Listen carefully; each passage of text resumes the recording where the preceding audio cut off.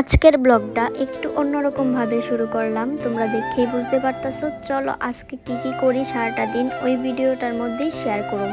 তো চলো, যারা আমাদের ভিডিও পছন্দ করো তারা কিন্তু শুরু থেকে শেষ পর্যন্ত সবটা ভিডিও দেখবা, তারপরে সুন্দর একটা কমেন্ট করে যাইবা।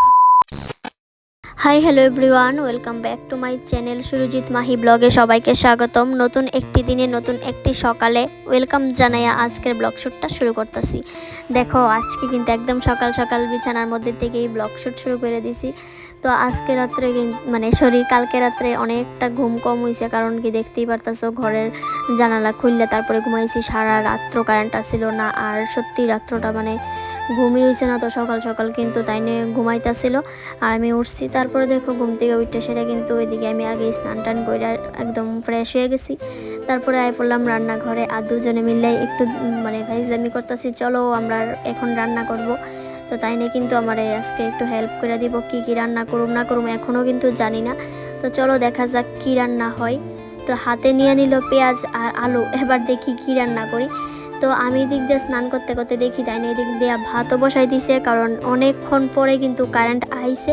যেহেতু সারা রাত্র কারেন্ট আসছিল না, তো কারেন্ট আসার পরেই তো কইতাছে আগে ভাতটা বসাই দিই, ভাতটা রান্না হয়ে গেলে তারপরে তুমি তরকারি গ্যাসের চুলার মধ্যে রান্না করে নিও। তো এদিক দিয়ে কিন্তু ভাত রান্না হয়ে গেছে। আর জানো তো গতকালকের কিছু জল ভাত ছিল। তো ওই ভাতগুলো তো সুরজিৎ খুব পছন্দ করে শুটকি পোড়া দিয়ে খাইবো। তো দেখো শুটকি একটা পোড়া দিয়ে নিচ্ছে, এবার কিন্তু জল ভাত খাইয়া নিব। আর আমি এদিক দিয়ে সেটা ভাতটা হইলে ভাত খামু। তো আমিও কইছিলাম জল ভাত খামু, তো আমারে কইতাছে না আমি আজকে ঠান্ডা ভাতগুলো খামু, তুমি গরম গরম ভাত খাও। তো দুজনে মিলে ভাত খাইয়া সারলাম। তারপরে কি রান্না হইব কইয়া কইয়া কিন্তু আমার হঠাৎ দেখলাম যে ফ্রিজের মধ্যে তো আমি কুমড়ার ডুগা আনছিল, ওই ডুগাগুলি বাচ্চা রাখছি, তারপরে পাতাও বাচ্চা রাখছিলাম। তো ওই পাতাগুলো দিয়ে কিন্তু আজকে করুম বাটা, আর কুমড়ার ডুগা দিয়ে করুম শুটকির তরকারি। অনেক বেশি ভাল লাগে তেল ছাড়া যে শুটকির তরকারিটা হয়।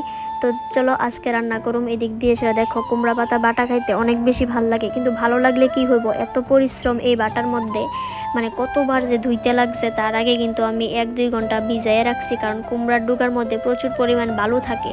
তো এই কারণে কিন্তু কুমড়ার ডুগাগুলি ডুগা না পাতাগুলি ভিজাইয়ে রাখছি, 3-4 বার করে ধুইছি। তারপরে কিন্তু এইগুলো আমি সিদ্ধ করছি, তারপরে আবারও জল দিয়ে ধুইছি, তারপরে কিন্তু পেস্ট করছি। তো আজকে আর পাটা পোতার মধ্যে বাটছি না, আজকে পেস্ট করেই বাটাটা করছি। তবে স্বাদই হয়েছে, ভালোই হয়েছে খাইতে। তারপরে দেখো দিক দিয়ে কুমড়ার ডুগা আলু দিয়ে সেটা শুটকি দিয়া কিন্তু একসাথেই দিয়া দিছি। দেখো যে মরিচ আর হইছে পেঁয়াজ রসুন আদা বাটা কইরা সেটা দিয়া দিছি জল দিয়া, বাস এটা খাইতে যে কি মধুর লাগে কি কইতাম। যারা খাও তারাই জানো। অনেকেই দেখছি খাই, আবার অনেকে খাই না। তারপর এটার মধ্যে আমি একটু কালারে লেগে কিন্তু গুঁড়া লঙ্কা দিছি, একটু লবণ দিয়ে দিছি, বাস এবার এটা আস্তে আস্তে কিন্তু সিদ্ধ হয়ে যাইব। একটু সময় লাগবো, যেহেতু এটার আমি টানাইছি না, কোনো মজাইছি না, একসাথে দিয়ে দিছি, তো একটু সিদ্ধ হইতে টাইম লাগবো। আর এদিক দিয়ে এসে দেখো আমার কুমড়ার পাতাগুলা কিন্তু সিদ্ধ হয়ে গেছে। তো এবার ঢাকনা খুললে দেখি ওই তরকারিটার কি অবস্থা হইলো।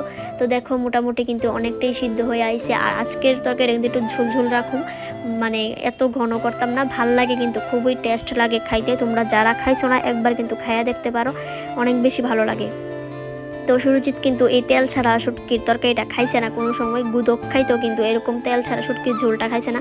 তবে আমি খাওয়ায় শিখাইছি, আর এটা খাইতে এখন তাই নাও খুব পছন্দ করে। আমারে কইছি সত্যি এত স্বাদ, তেল ছাড়া এত স্বাদ, এটা তো স্বাস্থ্যের পক্ষেও ভালো, আর কোনো ক্ষতিই হইতো না, খাইলে অনেকটাই আবার টেস্টও কিন্তু লাগে।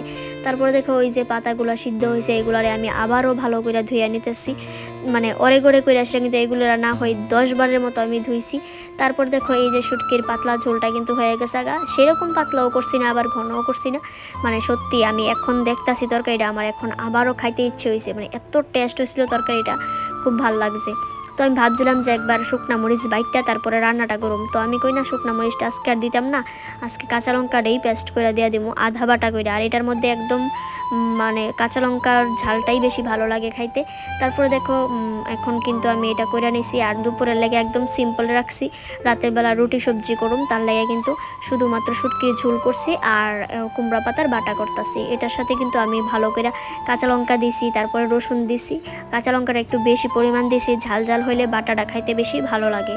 তারপরে দিক দিয়ে সেটা আমি পেস্ট করে নিতেছি। কইলামই তো আজকে আর বাটাবাটি করছি না, ডাইরেক্ট মিক্সচারের মধ্যে পেস্ট করে আমি কিন্তু শুকনা মরিচ সম্বার দিয়ে সেটা এটারে আমি নামায় নিছি। আমি চাইলে কিন্তু রসুনগুলা আদা ছেঁচা করে সেটা কিন্তু আমি মানে কড়াইয়ের মধ্যে সম্বাসে দিতে পারতাম, কিন্তু আমি অনেক সময় কড়াইয়ের মধ্যে সম্বাসে দিই, আবার অনেক সময় পাতার সাথে বাটা করে নেই। তো পাতার সাথে বাটাটা করলেও ভালোই লাগে খাইতে। তারপরে দেখো এই যে কত টুক হয়েছে দেখছো, মানে দুইজনে একবেলা বা দুই বেলা খাইতে পারুম অল্প অল্প করে। কিন্তু এটা করতে যে কতটুকু খাটনি সত্যি, মানে একটু পরিষ্কার করে করতাম চাই, তার লেগেই খাটনি। আর এমনিতে করে নিলে তাড়াতাড়ি হইব, কিন্তু বালু বালু লাগে, ভাল লাগে না খাইতে। তো যাই হোক, এদিক দিয়ে সেটা আমার রান্না আজকে কমপ্লিট। এই 2 রকমের রান্নাই করছি আমি। এদিকে রান্না করতে করতে তাইনে দেখি স্নান করে পূজা দিয়ে দিতেছে। আমি যেহেতু পূজা দিতে পারতাম না, তো এদিক দিয়ে কিন্তু তাইনের কাজ করে নিতেছে। আমার খুব ভালো লাগছে সত্যি, মানে সোমবার দিন সোমবার দিন কাজে শিবের 4র্থ সোমবার দিন কাজে আমি পূজা দেওয়াটা দেখাই দিছি। এখন থেকে নিজেই পূজা দেওয়া দিতে পারে। তো কয়েকদিন ধরে কিন্তু সুরজিৎই পূজাটা দিতেছে, অনেক বেশি ভালো লাগতেছে। তো আজকের ভিডিওটা কেমন লাগছে অবশ্যই জানাইও, আর সুন্দর একটা কমেন্ট করো, ভালো লাগলে অবশ্যই কমেন্ট করবা। আর ভিডিওটাও কেমন হয়েছে জানাইও। আমার আর কি ব্লগ যাই করি না কেন ওইগুলোই শেয়ার করি।